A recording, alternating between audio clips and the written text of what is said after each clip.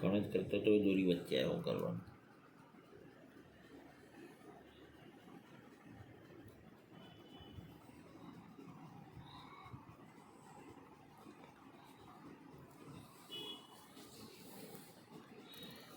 શું તો લોચો છે એને એવું લાગે કોઈ મચ્છર છે એમાં કોઈ પ્રાણી છે મારા પર ચડી ગયું. એમથી વિશેષ ના વિચાર એને કાઢવા માટે શંકર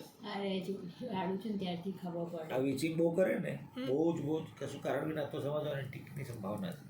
આપણા શેમ્પૂમાં છે જ ટીક ના થયું ટીક લગાવી જીવાનું છે હવે આ તારું છે ને ક્લિક નથી દેખાતું એનું મોઢું નથી દેખાતું એટલે તારે વારંવાર છે ને એના મોઢા પર સ્ક્રીનની અંદર ક્લિક કરવી પડશે ફોકસ કરવા માટે.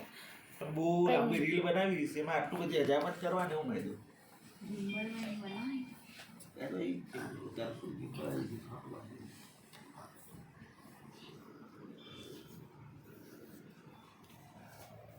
કેટલો કેમેરો લે છે આ વિડીયો તો પછી મૂકી ના શકે બધા. અરે ભાઈ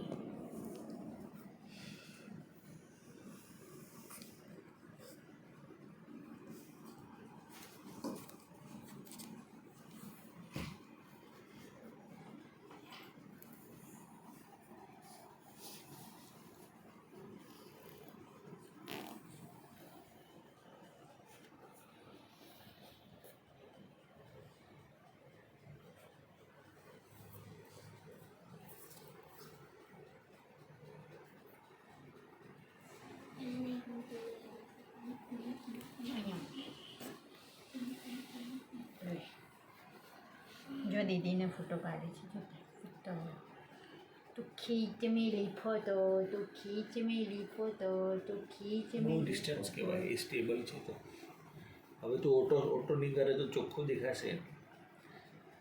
કેન ગો મચ ક્લોઝર ઓડિયન્સને ક્લિયર જોવું હોય છે.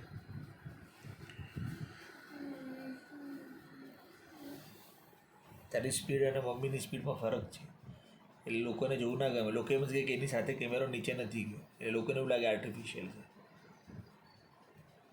સેમ સિચ્યુએશન હું તારી જગ્યા પર હોતે ને તો હું આમ હોતે આજો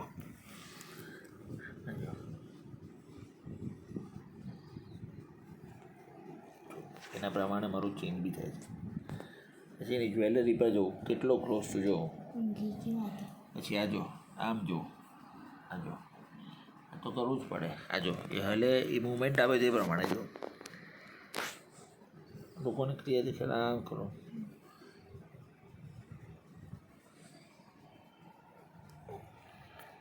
તરત આમ કરું પછી થોડું આમ સ્ટોપ કરી શકે જો